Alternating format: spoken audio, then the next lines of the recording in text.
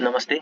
आज मङ्सिर 6 गते 2082 साल र हामीले चाहिँ यो भिडियोमा चाहिँ अब जति पनि आइपिओ आएको स्टकहरू छ जुन लिस्ट भइरहेछ अहिले रिसेन्टली हैन त्यसको केसमा चाहिँ हामीले कसरी कहाँनिर बेच्ने हैन अब हामीलाई कसरी थाहा हुन्छ यो प्राइस कतिसम्म जान्छ हैन त्यो भनेर हैन अब हामीले नर्मली के गर्न सक्छौं भनेर त्यो हेर्छौं है त। अब नर्मली हामीले के गर्छौं भन्दाखेरि 100 मा आएको आइपिओ 400-500 भएपछि अथवा 700-800 भएपछि बेच्ने हैन त्यो हिसाबले हामीले चाहिँ मार्केटलाई हेरिरहेको हुन्छ हैन। अब त्यसमा भनेको हाम्रो कुनै एनालाइसिस हुँदैन। हामीले यतिकै मार्केटमा यसो हेर्यो, प्राइस देख्यो, त्यही हिसाबमा चाहिँ हामीले 1 को 5 भयो अथवा 1 को 7 गुना भयो त्यो बेसिसमा चाहिँ हामीले चाहिँ सेल गर्न थाल्ने हुन्छ हैन।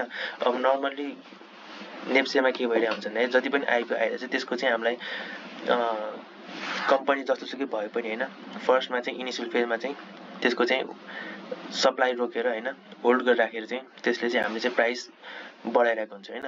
अब कुन बेला चाहिँ ठ्याक्क बेच्ने हो, अब कुन बेला चाहिँ सबैले बेचेको त्यो थाहा पाउने कसरी हैन। अब हामीले त्यो चाहिँ कसरी बुझेर आफूले पनि एक्जिट गर्न सक्छौं त्यो एकचोटि हेरौँ है त। अब यसमा हामीले चाहिँ रिसेन्टली चलिरहेको हैन लिस्ट भएको नेप्सेमा लिस्ट भएको 3-4 वटा स्टक हेर्छौं हैन अनि त्यही हिसाबमा चाहिँ हामीले हाम्रो चाहिँ एनालाइसिस गर्छौं है त। अब पहिला सुरुमा हामीले हेर्ने भनेको एउटा रिसेन्टली भएको हैन एउटा हेरौँ है त। अब यो हाम्रो भयो बन्दीपुर केबल कारको हैन। अब यसमा हेर्नुहुन्छ भने तपाईले चाहिँ यो हेरेर तपाईले कसरी थाहा पाउने कि यो कतिसम्म जान्छ भनेर हैन। अब यसमा त हेर्नुहुन्छ नि एकदम स्टेडी मुभमेन्ट आइरहेछ, भोल्युम पनि राम्रै बढिरहेको छ हैन। अब राम्रो नै बढिरहेको छ भने अब यहाँनिर हाम्रो सेलिङ आउन सक्छ कि कहिले आउँछ के हुन्छ त्यो हामीलाई चाहिँ त्यति थाहा भएर छैन हैन। अब यो फर्स्ट सेकेन्ड डेजमा हेर्नुहुन्छ भने यहाँनिर तपाईको चाहिँ राम्ररी होल्डै भइरहेको छ हैन। यहाँनिर भोल्युमै छैन, कसैले बेचिरहेकै छैन हैन, बिस्तारै अलिअलि बेच्नेहरू आउँदैछन् हैन, त्यही भएर कसैले किन्न पाइरहेको छ यहाँनिर हैन। त्यो बुझ्न पर्ने हुन्छ है हामीले। अब यहाँनिर कुन बेला चाहिँ हामीले ठ्याक्क अब चाहिँ यसको चाहिँ सप्लाई सकिन्छ मतलब सुरु हुन्छ, डिमान्ड चाहिँ सकिन्छ भनेर बुझ्न पर्ने हैन। अब यसमा हेरेर हामीले के बुझ्दैन, हामीले हेर्ने भनेको प्राइस एक्सन हो जहिले पनि हैन। कुनै पनि स्टकको चाहिँ हामीले अन्दाज लगाउनु भन्दा बेसी राम्रो चाहिँ हामीले चाहिँ त्यो स्टकको प्राइसले चाहिँ कसरी रियाक्ट गरिरहेछ त्यो बुझ्न सक्यो भने हामीले चाहिँ हाम्रो एनालाइसिस अझै राम्रो गर्न सक्छौं र एकदमै राम्रो डिसिजन लिएर चाहिँ हामीले चाहिँ सेल अथवा बाइ गर्न सक्छौं। अब यसमा बन्दीपुर केबल कार हेर्नुहुन्छ भने यसमा चाहिँ हामीले अहिले एन्ट्री नलिँदा हुन्छ हैन। अब जोसँग छ अलरेडी आइपी परेको उनीहरु चाहिँ जबसम्म चाहिँ माथि गइरहेको छ राइड गर्ने हो त्यो मोमेन्टम हैन। जब घट्न थाल्छ त्यो बेला बेच्ने। अब भने हुन त यो एकदमै सिम्पल हैन, एकदमै सबैलाई थाहा भएकै कुरा हो हैन। यो यसरी माथि बढिरहन्जेलसम्म होल्ड गर्ने, झरेपछि सेल गर्ने। अब तर यहाँ के हुन्छ भन्दाखेरि हामीले चाहिँ कुन बेला चाहिँ एक्चुअलमा झरेको हो त यो स्टकको प्राइस भनेर त्यो पनि हेर्न पर्ने हुन्छ है। अब यस्तै गरी अर्कोमा हेर्नुहुन्छ भने तपाईले चाहिँ एउटा यो धरम खोलाको पनि हेरौँ है। यसमा के छ भन्दाखेरि सरी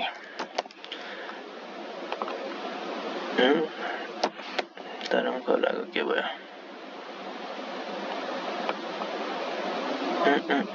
यसले किन इनभ्यालिड सिम्बल भन्यो त।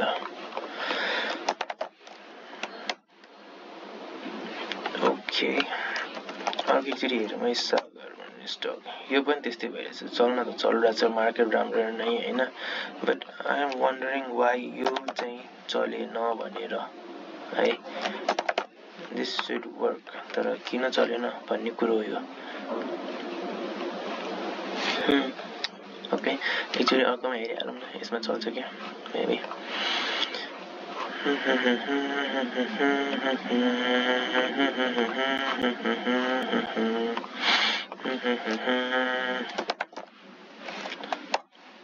ओके अब यसमा हेर्दाखेरि के हुन्छ भन्दाखेरि हैन धरम खोलाको चाहिँ मैले यताबाट गरेँ है त।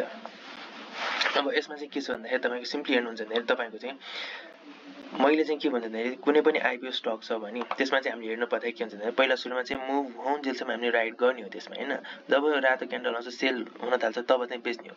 अब त्यो भन्दैमा यो रेड क्यान्डललाई बेचेर हामीले चाहिँ हुँदैन। किन भन्दाखेरि तपाईको यो रेड क्यान्डलले चाहिँ सिग्नल चाहिँ गर्यो अब मार्केट तल जान्छ कि भनेर, तर कन्फर्मेसन पाएको छैन।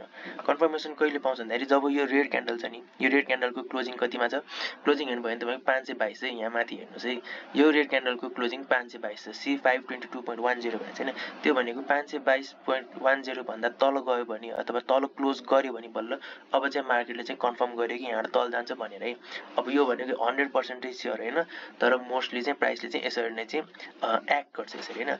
अब यहाँनिर हेर्नुहुन्छ भने तपाईले यो दिनमा चाहिँ के भन्दाखेरि यहाँनिर मार्केट चाहिँ घटेको छ तर क्लोजिङ चाहिँ योभन्दा तल दिएको छैन नि त। तपाईले अलिकति पेशेन्स चाहिँ हुनुपर्छ र अलिकति रिस्क लिन सक्नुपर्छ। अब यहाँनिर यत्रो माथि आएको थियो 500-600 को अराउन्ड आएर फेरि तपाईले 520 को आसपासमा बेच्नु पर्यो भने तपाईले अलिकति लस हुन्छ तर त्यतिको रिस्क चाहिँ तपाईले लिन सक्नुपर्ने हुन्छ।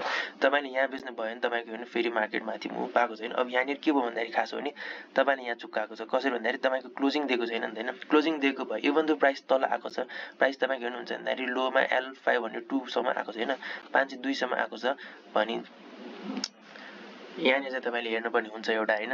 यो चाहिँ तपाईको चाहिँ क्लोजिङ नआएसम्म चाहिँ तपाईको चाहिँ कन्फर्म हुँदैन कहिले पनि, त्यो एउटा बुझेर चल्नुपर्ने हुन्छ।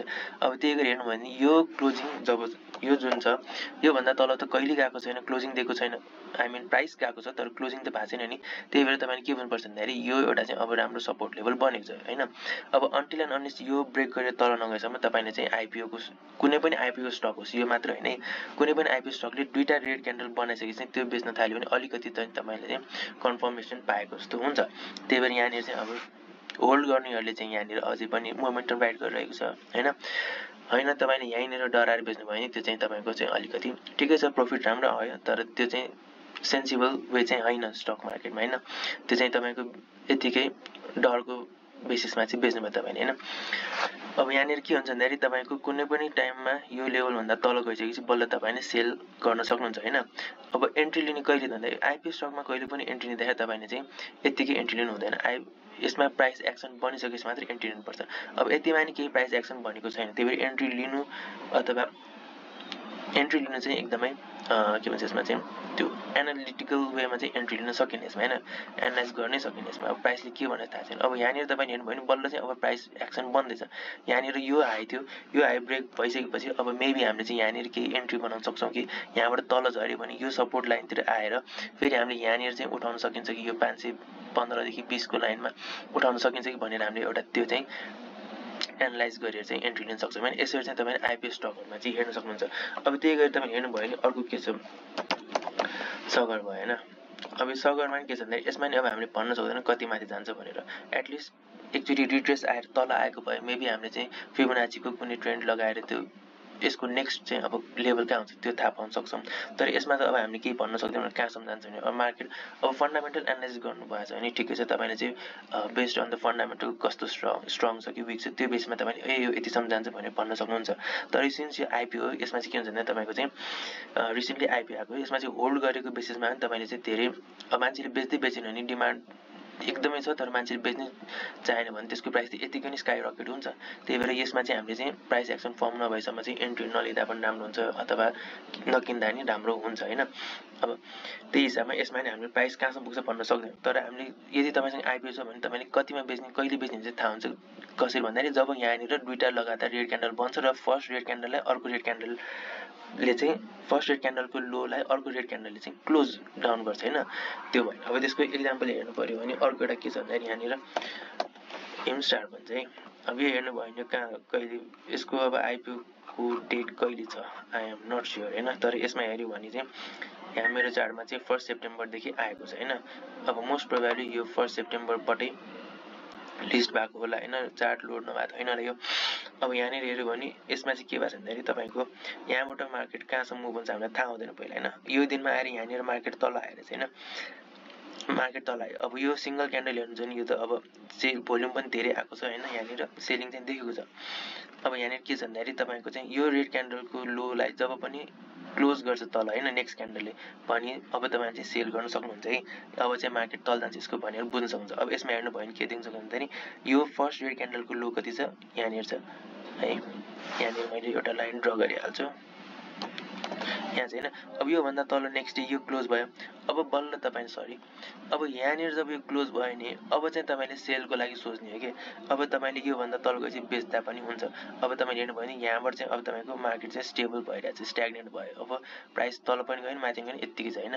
अब यही तपाईको चाहिँ यसमा चाहिँ अब एन्ट्री लिनलाई अब तपाईँले प्राइस एक्सन खोज्नु पर्ने हुन्छ। अब आइपिओ भएकोहरूले त्यो बेचेर प्रफिट बुक गर्न सकिन्छ होइन, एकदमै तपाईँलाई विश्वास लाग्छ यो कम्पनी तपाईँले अझै होल्ड गरेर राख्न सक्नुहुन्छ होइन। मैले हिमस्टारको मात्र भने होइन, कुनै पनि आइपिओको यसरी प्राइस एक्सनको बारेमा भन्दैछु। अब तपाईँले चाहिँ त्यसरी एन्ट्री लिन सक्नुहुन्छ। अब तपाईँले यदि तपाईँलाई लाग्छ कि मलाई हिमस्टार कम्पनी राम्रो लाग्छ, म यसमा एन्ट्री लिन्छु भन्न खोज्नुहुन्छ भने तपाईँले अब प्राइस एक्सन हेर्नु पर्ने हुन्छ।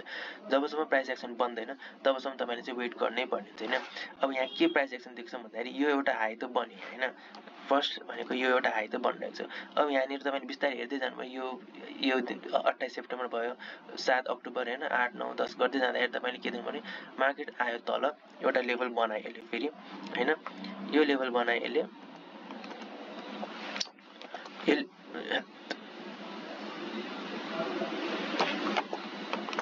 यो लेभल बनायो होइन। अब यहाँबाट आएपछि के हुन्छ यो सपोर्ट लेभल चाहिँ होइन, अब यहाँ मार्केटले तल आएर डबल बटम बनाएको छ। अब डबल बटम बनेपछि त एउटा प्राइस एक्सन त बन्यो नि होइन, अथवा सपोर्ट यहीँनिर छ भनेर तपाईँले बुझ्नुभयो भने यहाँनिर तपाईँले एन्ट्री लिन सक्नुहुन्छ।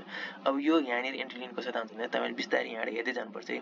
अब यो त तपाईँले एभ्री डे एनालाइज गर्दै हुनुहुन्छ भने तपाईँले बल्ल एन्ट्री पोइन्ट थाहा हुनुहुन्छ है, नत्र तपाईँले अब आजको दिन आएर यहाँ पहिलाको भन्यो भन्न सक्नुहुन्छ, तर त्यो होइन। यहाँ तपाईँले एभ्री डे हेर्दै जानुभयो भने यो बन्दै गएपछि यहाँनिरबाट तल झरिरहेछ होइन, यहाँनिरबाट तल झरेर फेरि यही लेभलमा आयो भने त यो लेभलमा आएपछि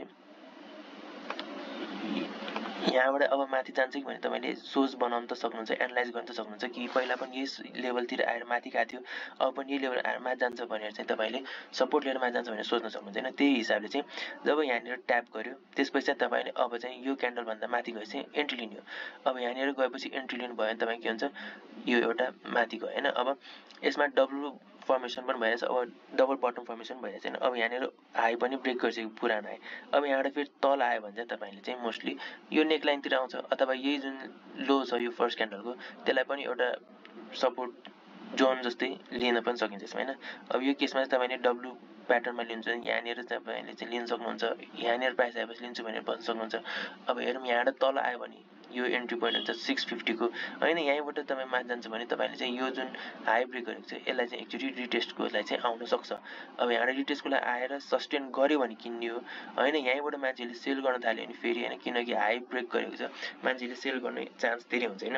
यहाँबाट सेल भयो भने तपाईँको चाहिँ मार्केट फेरि कुन ठाउँमा आएर चाहिँ रोक्छ त्यो हेरेर चाहिँ त्यहाँनिर फेरि प्राइस एक्सन हेरेर बाई गर्नुपर्छ।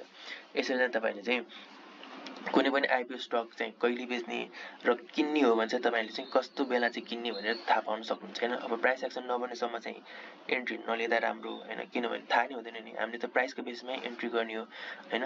प्राइसले कसरी रियाक्ट गर्छ त्यो हेरेर चाहिँ हामीले एन्ट्री एक्जिटहरू सबै हेर्ने हो। त्यही भएर आइपिओ स्टकमा चाहिँ यसरी होल्ड गर्ने कहिलेसम्म र एन्ट्री नयाँले एन्ट्री लिनुहुन्छ भने कहिले एन्ट्री लिने त्यसरी चाहिँ हामीले छुट्याउन सक्छौँ है त।